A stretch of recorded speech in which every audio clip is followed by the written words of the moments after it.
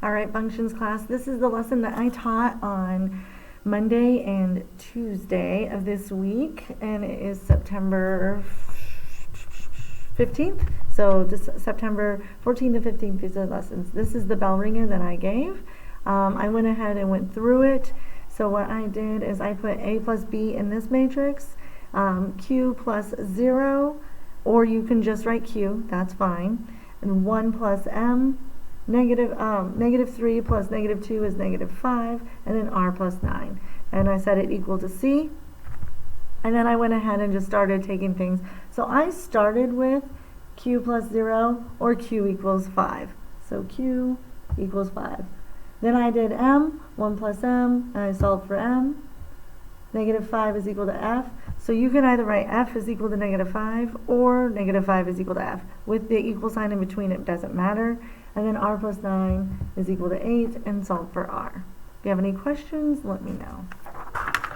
All right, so here is our new stuff. We are doing matrix multiplication. So multiplying matrices. These are the rules when I'm multiplying matrices.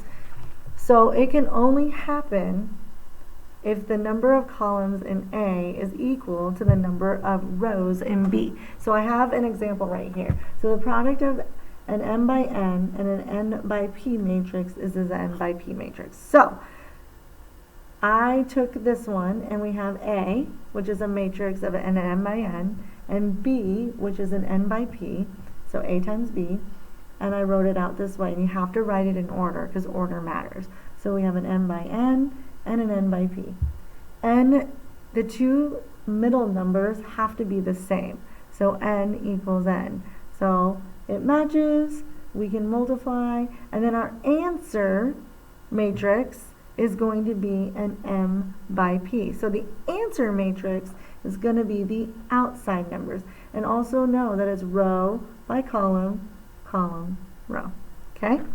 So now I'm going to show you that with numbers. So if you need to pause, I would pause now, and I would write all of that down. All right. So we have these matrices right here. We have A times B, and A is a 3 by 4, and B is a 4 by 2. So I went ahead and wrote that out. So I wrote A first, then B, and then I have that it does, the two middle numbers do match. It's a 4 equals 4. So we have columns in A and our rows in B, and they're equal. They are both 4. They are the same. So we can multiply. And then our answer will have the dimensions of 3 by 2, these outside numbers. Order does matter. So if we had reversed that order and did a B times A, then we wouldn't be able to multiply, which is different than what we're used to. In multiplication, we could say 7 times 5 is 35, and 5 times 7 is 35. But when we're talking about matrix multiplication, it doesn't work that way. Order matters, and you have to write it in that order. So this one says C times D, so I have a 1 by 4 and a 3 by 4, and 4 does not equal 3.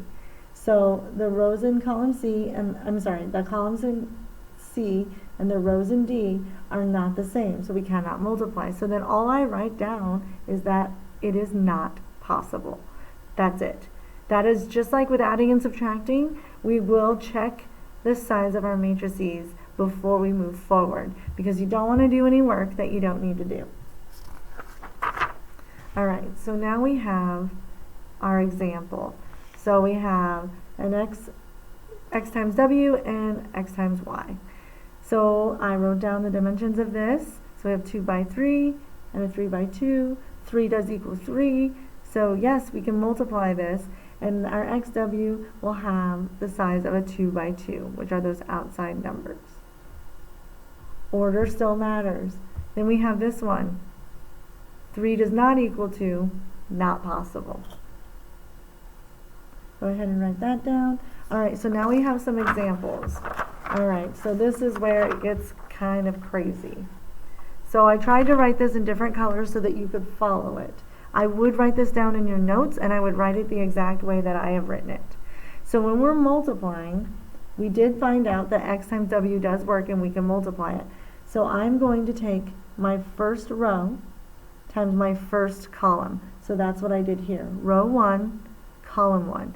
And then, because I did row 1, column 1, I was able to figure out my answer is going to go in row 1, column 1. So then I wrote 4 times 3. So 4 on the outside for my first matrix, 3 on the inside of the parentheses for my second matrix. So I have 4 times 3 plus, then I took the second one, 7 times 1. Then negative plus negative 2 times 2.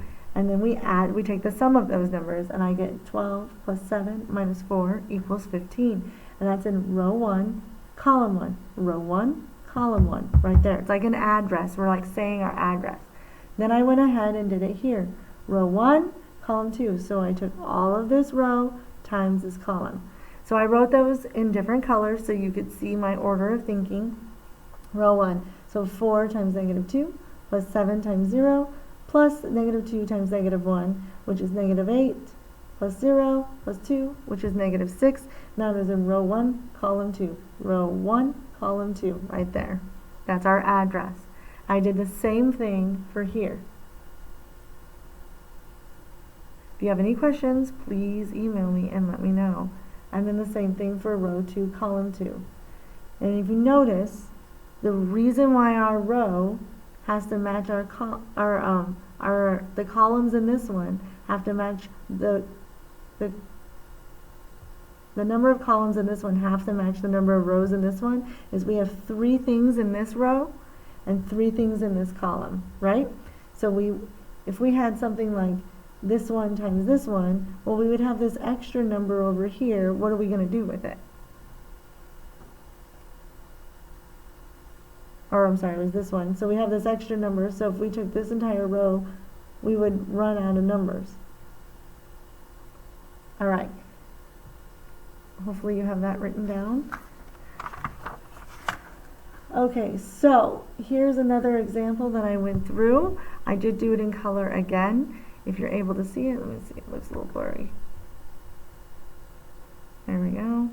All right, and then I do have the answers for the rest of them. You should work through this. If you have any questions, please ask in class. But always remember that it's a row times the column. Row times the column. Row times the column. And then what I tried to do is try to use squares and circles so I knew where I was at. And then I also wrote my work in the order that I would put my answers to just help me organize.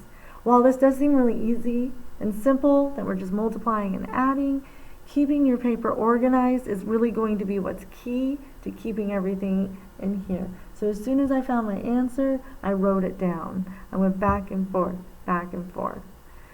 If you have any questions, please let me know. I hope you have a great night.